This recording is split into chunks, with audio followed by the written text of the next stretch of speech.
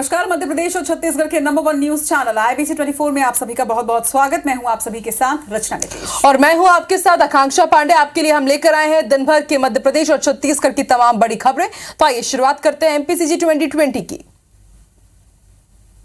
चलिए मध्य प्रदेश की खबरों के साथ शुरुआत करते हैं। मध्य प्रदेश की सियासत में बजरंगबली की एंट्री के बाद अब शंकर भगवान की भी एंट्री हो चुकी। अर्जुन सिंह काकोड़िया ने शंकर भगवान को आदिवासी बताया और कहा कि समुद्र मंथन में निकले जहर को आदिवासी ने पिया, वहीं मंथन से निकले अमृत को होशियार लोगों ने पिया। बता दें कि इसके पहले विधायक बजरंगबली को आदिवासी नेता बता चुके हैं।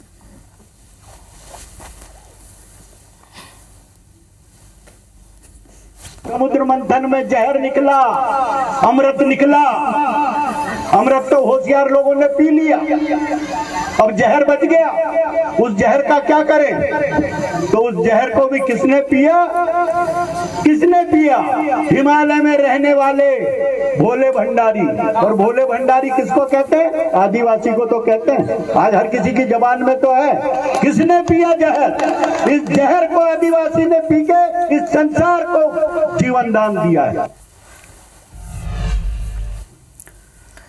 और अब बात राहुल गांधी की, जिनके एक और बयान पर अब सियासत गर्मा गई है। दरअसल राहुल गांधी ने न्यूयॉर्क में भारतीय मूल के लोगों को संबोधित करते हुए कहा कि आई लव यू। इसके बाद राहुल ने पूछा कि क्या आपने कभी बीजेपी की किसी मीटिंग में सुना है कि वो लोग एक दूसरे को आई लव यू कहते हो? कांग्रेस की बैठकों में ये आम बात है और इसलिए मैं कहता हूं कि हम नफरत के बाजार में मोहब्बत की दुकान चलाने आए हैं। और राहुल के इस बयान पर बीजेपी ने पलटवार किया और कहा कि उनके आई लव यू में दम नहीं है, इसलिए सोनिया जी को बहुमत नहीं मिल रहा है और ना ही बहू।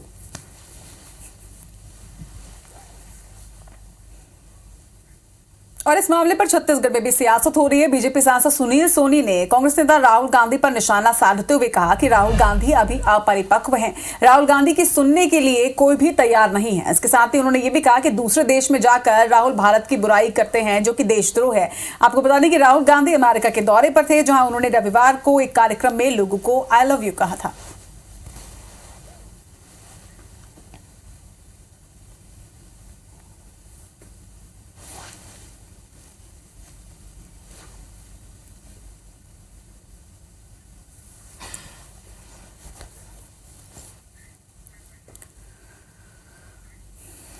वहीं अमेरिका में राहुल गांधी के बयान पर बीजेपी सांसद सुनील सोनी के इस बयान पर अब कांग्रेस के राष्ट्रीय सचिव विकास उपाध्याय ने भी पलटवार किया और कहा कि सांसद सोनी को राहुल गांधी के बारे में नहीं मालूम। विकास उपाध्याय ने कहा कि राहुल गांधी अगर अपरिपक्व रहते तो कोरोना और नोटबंदी पर सचेत नहीं करते। उन्होंने कहा कि देश के लिए गांधी परिवार ने शहादत दी है।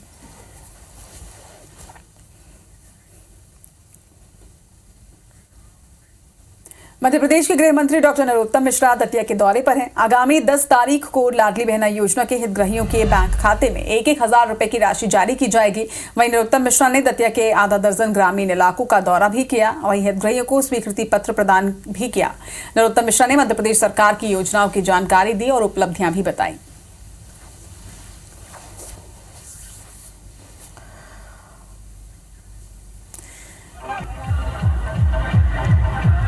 दतिया की तस्वीरें हम आपको दिखा रहे हैं। नरोत्तम मिश्रा आज यहाँ पर पहुंचे और कलश यात्रा में वो शामिल हुए और सर पर कलश लिए हुए भी वो नजर आए। बड़ी संख्या में ग्रामीण यहाँ पर एकत्रित हुए और लाडली बहना योजना का उन्होंने प्रचार किया।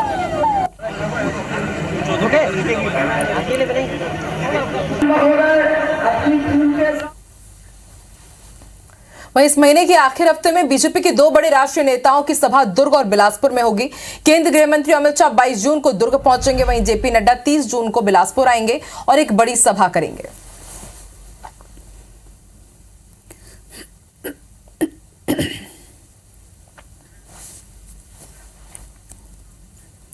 बीजेपी प्रदेश अध्यक्ष अरुण साव ने विधानसभा चुनाव में बीजेपी की सरकार बनने का दावा किया और कांग्रेस पर जमकर निशाना साधा। उन्होंने कहा कि कांग्रेस सरकार में सभी विकास कार्य ठप पड़े हुए हैं। उनका यह भी कहना था कि राज्य में केवल केंद्र सरकार की योजनाओं पर ही काम किया जा रहा है। जन घोषणा पत्र के लुभावने वादों के कारण मध्य प्रदेश में लगातार बढ़ रहे लव जिहाद के मामलों में साध्वी प्रज्ञा सिंह ठाकुर ने बड़ा हमला बोला। बीजेपी सांसद प्रज्ञा ठाकुर ने कहा कि हिंदुओं के निष्क्रियता के चलते लव जिहाद जैसे मामले बढ़ रहे हैं। साध्वी ने यह भी कहा कि लव जिहाद अब विकृत रूप लेता जा रहा है। एक मिशन के तहत जिहादी हिंदू लड़कियों का इस्तेमाल हो रहा है। गृहमंत्री ताम्रध्वज साहू ने पूर्व मंत्री बृजमोहन अग्रवाल के अपहरणगढ़ वाले बयान पर पलटवार किया और कहा कि छत्तीसगढ़ में क्राइम रेट कम है। मैं इसके आंकड़े तुरंत तो नहीं दे पाऊंगा, मगर विधानसभा में इनके जवाब प्रस्तुत करते रहे हैं और प्रदेश किसी भी तरह की घटना पर जल्द ही रिकवर भी कर रहा है।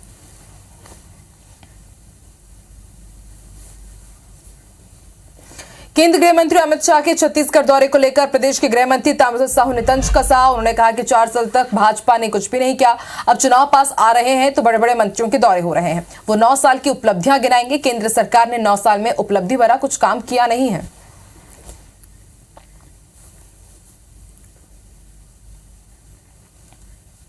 वहीं गृह मंत्री के बयान पर बीजेपी नेता अजय चंद्राकर ने पलटवार करते हुए कहा कि जनसंपर्क अभियान के तहत अलग अलग नेताओं के दौरे होते हैं और ऐसे ही केंद्रीय गृह मंत्री भी यहां आ रहे हैं, मगर लोकतांत्रिक गतिविधियों को कांग्रेस पसंद ही नहीं करती।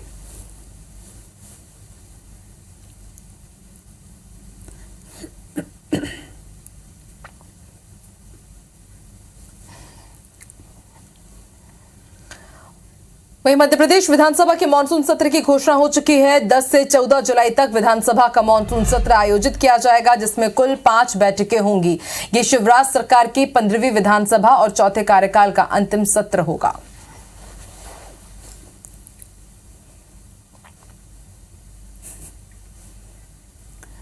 इधर छत्तीसगढ़ के गरियाबंद के 377 लोगों ने भाजपा की सदस्यता ले ली है। इनमें रिटायर्ड एसडीएम पृथ्वीराज निर्मल भी शामिल हैं। इनके अलावा वैश्य समाज के 44 लोगों ने और गोंडवाना समाज के साथ ही सर्व आदिवासी समाज के पदाधिकारियों ने भी भाजपा की सदस्यता ली। पूर्व सीएम रमन सिंह, प्रदेश अध्यक्ष अरुण साव की भी इस दौरान मौजूद रहे। इसके लिए भारतीय जनता पार्टी आप मंच में स्थान ग्रहण करेंगे। आदरणीय मैरमगढ़ के बीजापुर जिले के नैलसनार क्षेत्र के केतुलनार ग्राम से 10 सक्रिय भाजपा कार्यकर्ताओं ने कांग्रेस पार्टी की रीति नीति, प्रदेश के मुख्यमंत्री भूपेश बघेल के कार्यों से प्रभावित होकर कांग्रेस पार्टी का हाथ थाम लिया है। उन्हें विधायक विक्रम मंडावी और कांग्रेस नेताओं ने फूलमाला और कांग्रेस का गमछा पहनाकर कांग्रेस पार्टी में प्रवेश कराया। तस्वीरें हम आपको दिखा रहे हैं।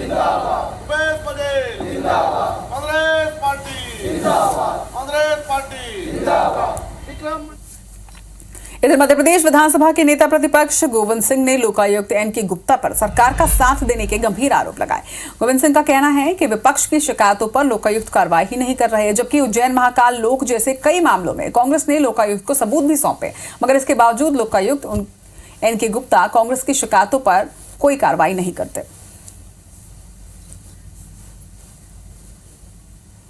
प्रधानमंत्री नरेंद्र मोदी के कार्यकाल के 9 वर्ष पूरे हो चुके हैं और इस अवसर पर रायपुर लोकसभा क्षेत्र में नया भारत उत्सव मनाया जाएगा। भारत सरकार के सभी विभाग, सार्वजनिक उपक्रम अपनी उपलब्धियों और योजनाओं को जन जन तक पहुंचाने के लिए विकास प्रदर्शनी लगाएंगे।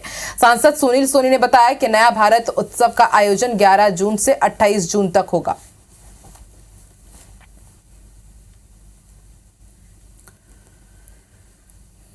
इधर नरसिंहपुर में युवा कांग्रेस के प्रदेश अध्यक्ष विक्रांत भूरिया ने प्रदेश में 150 सीटों पर कांग्रेस की जीत का दावा किया। उन्होंने कहा कि 12 जून को जबलपुर से प्रियंका गांधी मध्य प्रदेश चुनाव का शंखनाद करेंगी। उन्होंने आगे ये भी कहा कि हमारी टीम ने पूरे प्रदेश में सर्वे करवाया है और उसी के आधार पर ये बात कह रहे हैं।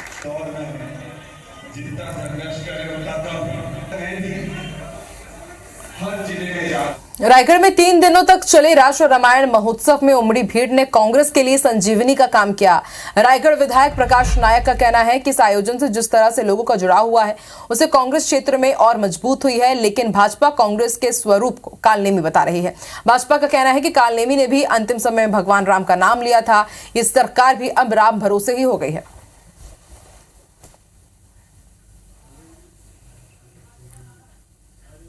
मध्य प्रदेश में पिछले दिनों नर्सिंग कॉलेज घोटाले का विरोध प्रदर्शन करने वाले कई एनएसयूआई कार्यकर्ताओं पर मामले दर्ज किए गए हैं। अब एनएसयूआई कार्यकर्ता कोर्ट से जमानत लेने के लिए बैंक से लोन की अपील कर रहे हैं। ऐसा ही नजारा भोपाल में पंजाब नेशनल बैंक की मुख्य शाखा के बाहर देखने को मिला। एनएसयूआई पदाधिकारी रवि परमार का कहना है कि हाल ही में मध्य प्रदेश में नर्सिंग घोटाला हुआ, जिसकी वजह से लाखों छात्र छात्राओं का भविष्य दांव पर लगा हुआ है।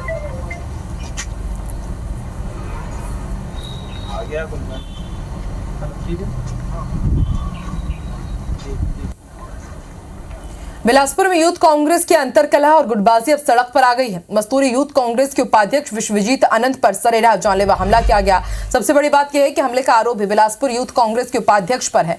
मामले में सियासत भी शुरू हो गई है। भाजपा ने तंज का साथ, वहीं पुलिस ने आरोपी नितेश ठाकुर के खिलाफ एफआईआर दर्ज की।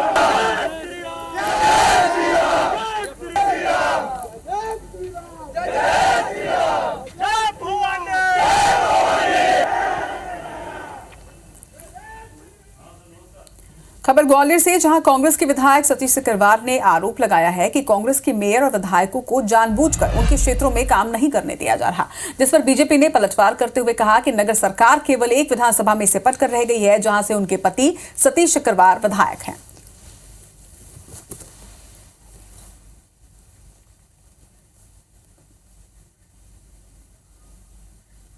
छिंदवाड़ा में बीजेपी के वरिष्ठ नेता पार्टी के संगठन को मजबूत करने में लगे हुए हैं। बीजेपी की राज्यसभा सांसद कविता पाटीदार छिंदवाड़ा पहुंची। इस दौरान उन्होंने कहा कि प्रधानमंत्री नरेंद्र मोदी के नेतृत्व में जहां एक तरफ पूरी दुनिया में भारत का मान बढ़ा हुआ है, वहीं लगातार भारत आगे बढ़ रहा है। इस दौरान उन्होंने पार्टी कार्यकर्ताओं के साथ ही जिले के वरिष्ठ नागरिकों से भी मुलाकात की।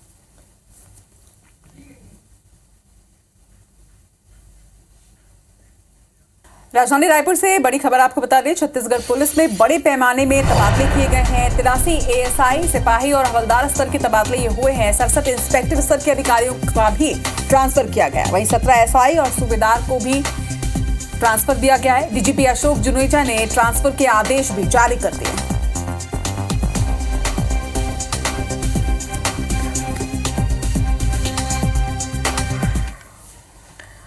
और अगली बड़ी खबर भी रायपुर से है। बीजेपी पार्षदों का धरना खत्म हो गया है। बीजेपी पार्षदों से निगम आयुक्त मिलने पहुंचे, उन्हें आश्वासन दिया गया। उसके बाद अब बीजेपी पार्षदों ने अपना धरना खत्म कर दिया है।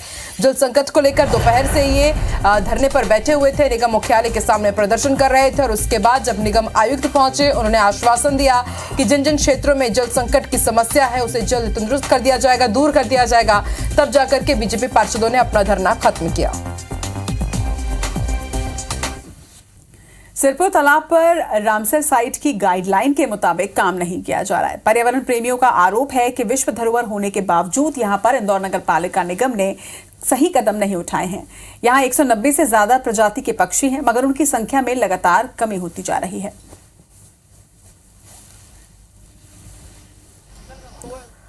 छत्तीसगढ़ में फिल्म दृश्यम जैसी घटना सामने आई है। करीब 5 साल पहले कोरबा से लापता हुई एक न्यूज चैनल की एंकर के कंकाल की तलाश वैज्ञानिक तरीके से की जा रही है। माना जा रहा है कि जहां शव दफनाया गया वहां 4 लेन सड़क बन गई है।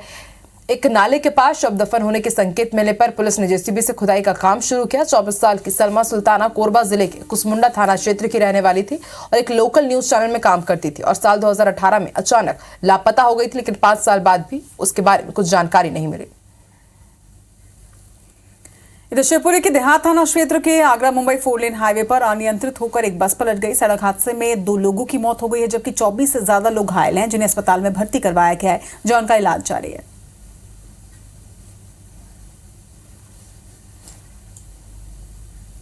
शिवपुरी में पुलिस ने 30 लाख रुपए का डोडा चूरा बरामद किया है और तस्कर ट्रक में डालकर इसे बोरियों के बीच छिपाकर इंदौर से चंडीगढ़ ले जा रहे थे। डोडा चूरा का वजन 12 क्विंटल के लगभग बताया जा रहा है और मुखबिर की सूचना पर पुलिस ने यह कार्रवाई की है। ट्रक ड्राइवर को हाईवे पर घेराबंदी कर गिरफ्तार किया गया।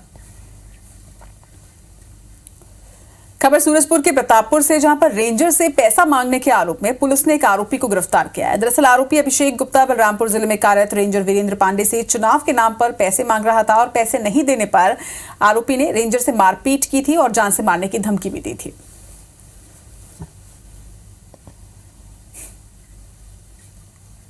ग्वालियर रेलवे स्टेशन के बाहर लोगों को ब्लैकमेल कर शराब के लिए रकम ऐंठने वाले गिरोह की 3 महिलाओं को पुलिस ने गिरफ्तार किया। तीनों महिलाएं लोगों को झूठे केस में फंसाने की धमकी देती थी और ब्लैकमेल करती थी और फिर उनसे शराब के लिए रकम ऐंठती थी। बैतूल के आमला स्टेशन में एक बड़ा हादसा होते होते टला। प्लेटफॉर्म नंबर 2 पर दक्षिण एक्सप्रेस में चलती ट्रेन पर चढ़ते वक्त महिला का पैर फिसल गया। ट्रेन और प्लेटफॉर्म के बीच महिला फंस गई। वहीं मौके पर मौजूद आरपीएफ की उप निरीक्षक शिवराम सिंह ने तुरंत ट्रेन में चढ़कर ट्रेन की चेन खींची, जिसके बाद महिला का रेस्क्यू किया गया।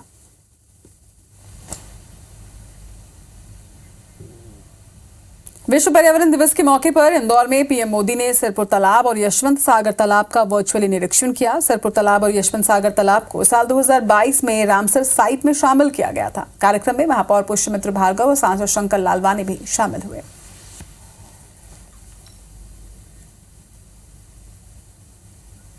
पत्थल गांव में वनों को बचाने के लिए जनजातीय सुरक्षा मंच ने बीड़ा उठाया है। वो अब सूखे हुए पेड़ों को फिर से हरा भरा करने की कोशिश में लगे हैं।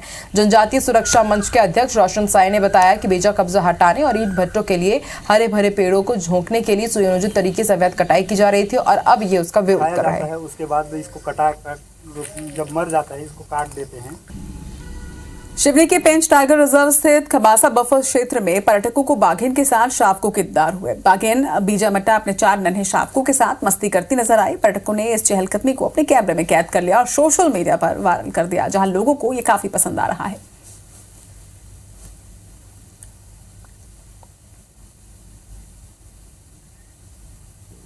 वहीं कान्हा नेशनल पार्क की सीमा से लगे बालाघाट के ग्राम कोहका में एक बाघ की मौत हो गई। बाघ गांव में तालाब के पास घायल अवस्था में मिला था, जिसकी सूचना ग्रामीणों ने वन विभाग को दी, जिसके बाद टीम डॉक्टर रेस्क्यू टीम और वन विभाग के अमले के साथ पहुंची। बाघ का इलाज किया, लेकिन इलाज के दौरान बाघ की मौत हो गई।